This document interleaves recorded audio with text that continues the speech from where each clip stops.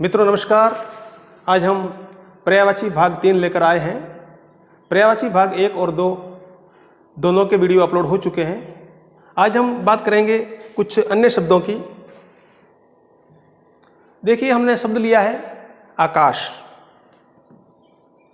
आकाश को आकाश क्यों कहते हैं? क्योंकि उसमें चमक होती है। आप देख रहे हैं यहाँ पर एक शब्द है काश। काश का मतलब होता है चमक। जो चमकता है वह आकाश। आकाश इसलिए आकाश है क्योंकि उसमें चमक है। आप एक ऐसा का ऐसा शब्द और देख सकते हैं, प्रकाश। प्रकाश भी इसलिए प्रकाश है क्योंकि उसमें काश है, उसमें चमक है। आकाश इसलिए आकाश है क्योंकि उसमें चमक है। अब हम बात कर रहे हैं अंतरिक्ष की। अंतरिक्ष में अंतर और इक्ष। अंतर का मतलब होता है मध्य में और इक्ष का मतलब होता है देखना। कहने का मतलब यह है कि धरती और स्वर्ग के बीच में जो दिखता है वो है अंतरिक्ष। धरती और स्वर्ग के बीच में जो दिखता है वो है अंतरिक्ष।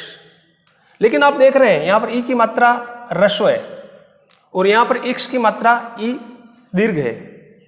व्याकरण के नियमों से दीर्घ ई का ह्रस्वीकरण हो गया है। ये आप समझ लीजिए। संस्कृत व्याकरण के नियमों से जो दीर्घ ई है उसका यहाँ पर ह्रस्वीकरण हो गया है। नियम क्या है उसमें अभी जाने की आपको जरूरत नहीं है। आपके मन में प्रश्न उठ सकता है कि अंतरिक्ष में इक्ष तो बड़ा है तो यहाँ छोटा क्यों आ रहा है? बस इतना आप समझिएगा कि व्याकरण के नियमों से उसका ह्रस्वीकरण हो रहा है। अंबर। अंबर को अंबर क्यों कहते हैं? अंब और र। अंब का मतलब होता है शब्द और र का मतलब हुआ देने वाला या धारण करने वाला। शब्द को जो धारण करे या शब्द का जो दान करे वो अंबर। देखिएगा, 5 भौतिक तत्व माने जाते हैं: आकाश, पृथ्वी, जल, आग और हवा। प्रत्येक पंच भौतिक तत्व के 5 गुण हैं। आकाश का गुण शब्द माना गया है, तो जो शब्द करता है वो अंबर। अधर, जिसका कोई आधार नहीं हो वो अधर। आकाश है, इसका कोई आधार नहीं है। कहते हैं ना अधर झूल में लटकना, जिसका कोई आधार ना हो वो अधर। अधर को, अधर का मतलब ओठ भी होता है।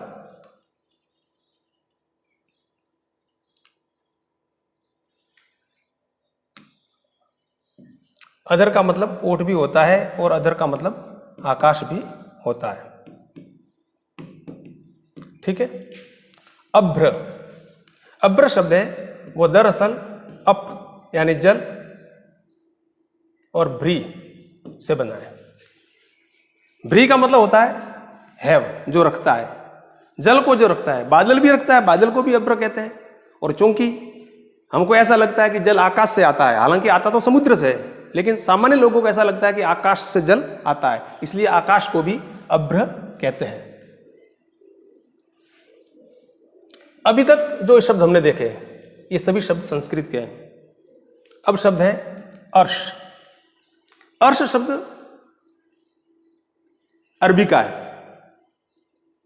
कहते हैं ना फर्श से लगाकर अर्श तक। फर्श और अर्श। अर्श का मतलब आकाश।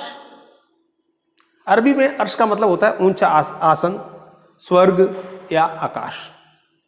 आपको याद रखने के लिए आप याद रख सकते हैं फर्श से लगाकर फर्श से अर्श तक।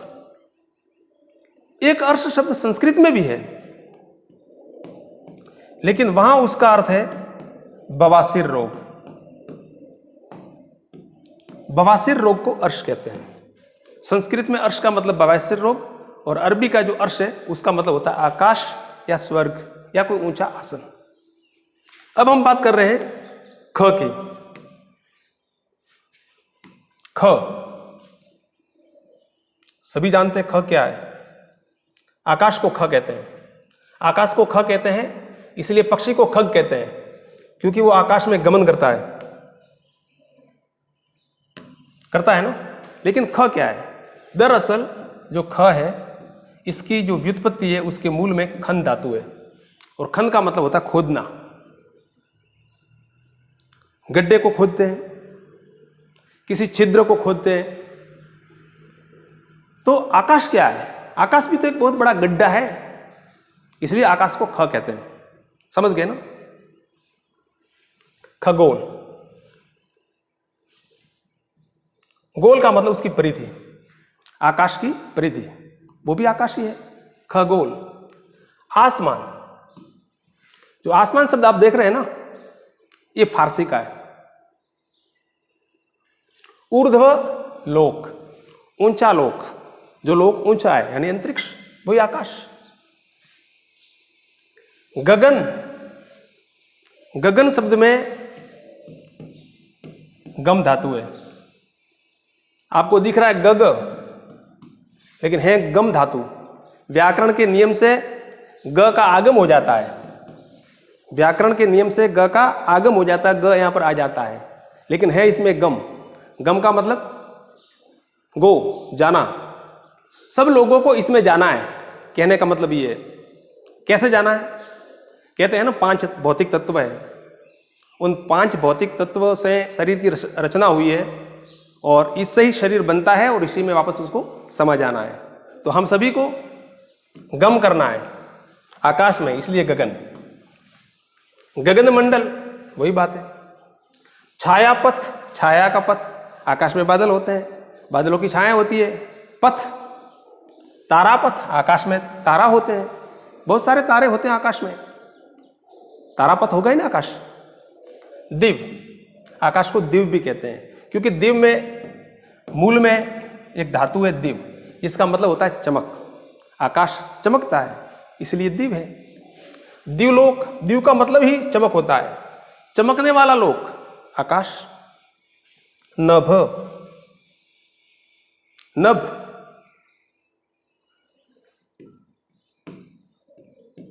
न धातु है, इसका मतलब होता है बांधना। ऐसा लगता है आकाश ने पूरी धरती को बांध के रखा है, इसलिए इसको नभ कहते हैं। संस्कृत के जो यास्ककार हैं वो तो ये कहते हैं कि नभ शब्द है वो भन से बना है, और भन का मतलब होता है चमक। भन का मतलब चमक, और भन को ही उलट दिया है, चमक को ही उलट दिया है, मतलब नभ बन गया है। नभोमंडल, वही नभ वाली बात। नाक, देखिए नाक कैसे बना है? न अ क, क का मतलब प्रसन्नता, अ का मतलब अप्रसन्नता। तो जहां पर अप्रसन्नता नहीं हो वो नाक। स्वर्ग में कोई अप्रसन्नता नहीं है, स्वर्ग को भी नाक कहते हैं। आकाश भी स्वर्ग की तरफ ही है ऊपर, इसको भी नाक कहते हैं, क्योंकि वहां पर न अक, अक का मतलब अप्रसन्नता, जहां पर अप्रसन्नता न हो वो नाक। संस्कृत का शब्द है नाक। हिंदी में एक शब्द चलता है नाक, ये हमारी नाक, हिंदी का शब्द नाक, जो नासिका से बना है, लेकिन ये संस्कृत का शब्द है। और एक शब्द फारसी में, क्षमा करें, अरबी में नाक होता है, उसका मतलब होता है, अरबी में नहीं फारसी में होता है भरा हुआ। हम कहते हैं ना खतरे से भरा हुआ, खतरनाक। तो नाक के 3 अर्थ हो गए ना। फारसी में भरा हुआ का अर्थ दे रहा है, हिंदी में नाक यानी जो नासिका से, और जो संस्कृत का नाक है वो स्वर्ग के लिए और आकाश के लिए आ रहा है।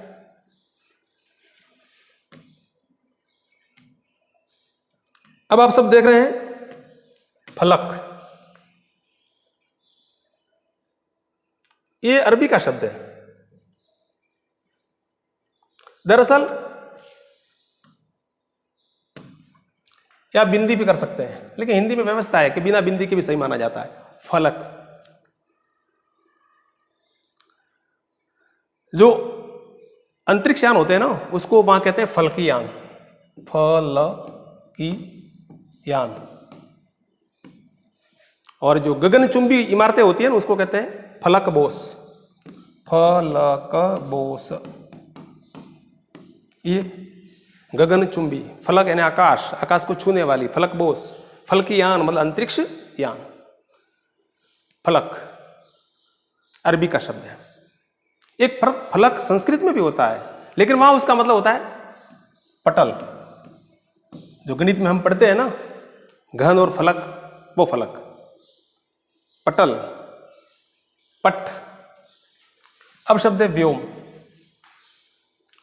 व्योम शब्द में वे धातु है, जिसका मतलब होता है ढकना। व्योम धरती को ढके हुए हैं, इसलिए व्योम। धरती को वे किए हुए हैं, यानी धरती को ढके हुए हैं। शून्य, आकाश में कुछ दिखता ही नहीं है, निर्वात है, रिक्तता है, इसलिए शून्य। विस्तार इसका अनंत है, इसलिए अनंत। विष्णुपद, विष्णु भगवान विराजते हैं आकाश में, तो उनके पदचाप वहां पड़ेंगे ही, वहां आराम फरमाते हैं विष्णु जी, तो विष्णुपद। बात समझ में आ गई? अंतरिक्ष, स्वर्ग और धरती के बीच में अंबर शब्द करता है इसलिए, अधर कोई आधार नहीं है इसलिए, अभ्र जल धारण करता है इसलिए, अर्श, अर्श अरबी का शब्द है, ख संस्कृत का शब्द है, ख यानी खन, बड़ा गड्ढा, खगोल समझ गए, आसमान फारसी का शब्द है, ऊर्ध्व लोक ऊपर का लोक, गगन जहां सबको जाना है, गगन मंडल, छायापथ बादल आ जाते हैं बीच में, तारापथ तारा है बीच में, दीप चमक, दीवलोक चमक वाला लोक, नभ बांध रखा है धरती को, ऐसा लग रहा है, या चमक ही उलट गई है, नाक जहां अप्रसन्नता ना हो, फलक फलकीयान, फलकी बोस यानी आकाश के संदर्भ में, व्योम जो ढके हुए हैं, विय किए हुए हैं, शून्य, अनंत और विष्णुपद। अब हम नेक्स्ट बात करते हैं पृथ्वी। देखिए हम आकाश को समझ गए, अब हम पृथ्वी को समझेंगे, क्योंकि दोनों बहुत महत्वपूर्ण हैं। आकाश को जो मैंने समझाया है, अगर वास्तव में आपको समझ में आया है तो मेरा केवल आपसे एक निवेदन है कि आप चैनल को सब्सक्राइब करें और अधिकाधिक इसका प्रचार करें, ताकि अधिक से अधिक बच्चे इससे लाभान्वित हो सकें। नेक्स्ट हम लेते हैं पृथ्वी। पृथ्वी को पृथ्वी क्यों कहते हैं? एक आदि राजा हुए थे पृथु, उसके नाम पर पृथ्वी कहते हैं। पृथु राजा थे, आदि राजा माने जाते हैं। ऋषियों ने इनको राजा बनाया था। पृथ्वी अचला, अचल जो चलती नहीं है। देखिए अब तो विज्ञान का युग है, विज्ञान से साबित हो गया कि धरती घूमती है, लेकिन पहले लोगों की मान्यता ऐसी थी कि ये अचला है, ये चलती नहीं है, इसलिए अचला। अवनी, अवनी, एक अवनी छोटी, मैं गलत लिख दिया यहां पे, एक अवनी बड़ी, ये दोनों रूप सही है इसके, अवनी, अवनी और अवनी, ये दोनों रूप संस्कृत की दृष्टि से और हिंदी की दृष्टि से बिल्कुल सही है। ये दोनों में अव है। अब का मतलब है रक्षा करना, जो रक्षा करता है वो अवनी। धरती हमारी रक्षा करती है ना, इसलिए। जगत, जगती एक जैसे शब्द है, इनमें भी गम है।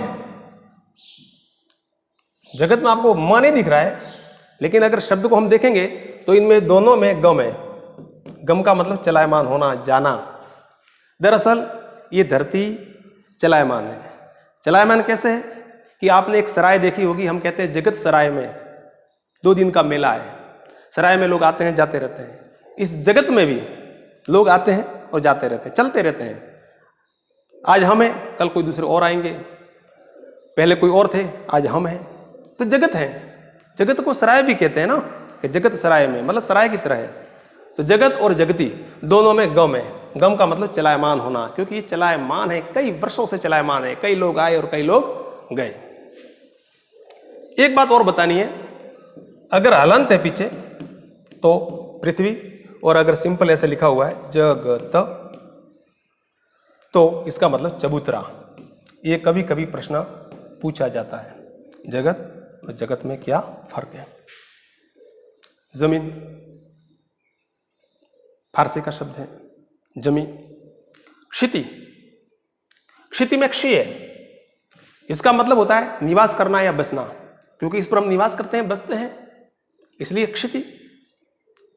और क्षिति से ही बना है क्षितिज, क्षितिज पृथ्वी से, क्षिति से जन्म लेने वाला।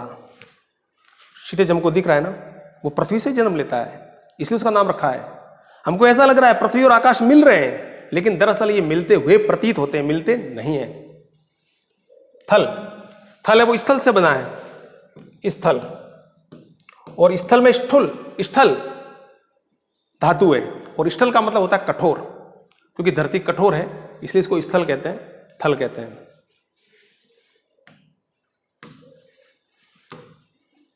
धरा, धरणी, क्योंकि हमें धारण करती है ये, धरा को या धरणी को या धरित्री को, धरित्री, धरा, धरणी और धरित्री, ये तीनों में ध्री धातु है जो धारण करती है, इसलिए इनको कहते हैं। धरित्री से ही धरती बना है, धरा संस्कृत का, धरणी भी संस्कृत का, धरित्री संस्कृत की, धरित्री तत्सम और उसका तद्भव धरती। ये क्यों कहलाती है धरा, धरणी और धरित्री? क्योंकि हमको धारण करती है, इसलिए। पृथ्वी, पृथ्वी को पृथ्वी भी कहते हैं। संस्कृत युग में ऐसे लिखते भी थे। इसमें पृथ धातु है, इसका मतलब होना प्रसिद्ध होना, इसकी कीर्ति फैलना। पृथ्वी है, मुख्य है, प्रसिद्ध है ही, और इसकी कीर्ति दूर दूर तक फैली हुई है, इसलिए पृथ्वी। भू, होना, अस्तित्व में होना, अस्तित्व में है साहब धरती, इसलिए इसको भू कहते हैं, भूतल कहते हैं, भूमंडल कहते हैं। भूमि इससे संबंधित है क्योंकि अस्तित्व में है। मही, मही है वो मह से बना है, मह का मतलब है पूजा करना, सम्मान करना। वास्तव में जो धरती है वो पूजनीय है, इसलिए इसको मही कहते हैं। मेदिनी, मेदिनी भी कहते हैं, मेद का मतलब होता है चर्बी। पुराण में ऐसा संदर्भ आया है कि ब्रह्मा के द्वारा मारे गए 2 राक्षसों के मेद से, चर्बी से इस धरती का निर्माण हुआ है, इसलिए मेदिनी कहते हैं। रत्न गर्भा, धरती को रत्न गर्भा कहते हैं। ध्यान रखिए, समुद्र को भी रत्न गर्भ कहते हैं, रत्न गर्भ। अगर रत्न गर्भ लिखा हुआ है तो आप समझिएगा समुद्र की बात हो रही है, क्योंकि समुद्र पुल्लिंग है। धरती की बात होगी तो रत्न गर्भा, इसके गर्भ में रत्न है, समझ रहे हैं ना। समुद्र के भी गर्भ में रत्न है, लेकिन पुल्लिंग है इसलिए रत्न गर्भ, और धरती है वो स्त्रीलिंग है इसलिए गर्भा। रसा, सब रसों का पान इस धरती पे होता है, सब रस यहाँ देखे जा सकते हैं, रसा भी कहते हैं। रसों की खान है ना धरती। वसुधा, वसुंधरा, वसुमती, सब में वसु है। वसु, वसु, वसु, वसु का मतलब होता है समृद्धि, धन दौलत को धारण करती है, धारण करती है, धनवती है। वसु यानी धन, मति यानी वती, ये धनवती है, वसु को धारण करती है, संपदा को धारण करती है वसुंधरा, इसलिए। और एक शब्द इला, आप मत समझना ये राजस्थान का शब्द है, क्योंकि राजस्थान की कविता में शब्द आता है कि इला ना देनी आपणी हालरियो हुलराय, पूत सिखावे पालने मरण बढ़ाई माए। एक माँ होती है, वो अपने बच्चे को पालने में उसको सिखाती है कि बेटा इला मत देना, ये धरती मत देना। आप समझ रहे होंगे राजस्थानी शब्द नहीं है, ये संस्कृत का शब्द है, ये इल से बना है, इसके मूल में इल है। इसका मतलब होता है चलना, रहना, सोना, जिस पर चले फिरे और रहें, वो क्या है? इला। मित्रों, आज इतना ही, आगे हमारी मुलाकात जारी रहेगी। बस आपसे एक ही निवेदन है कि अगर वास्तव में आपको वीडियो पसंद आ रहा है तो इसका प्रचार करें, इसको सब्सक्राइब करें, ताकि हम एक से एक बढ़ के वीडियो प्रस्तुत करते रहेंगे। धन्यवाद।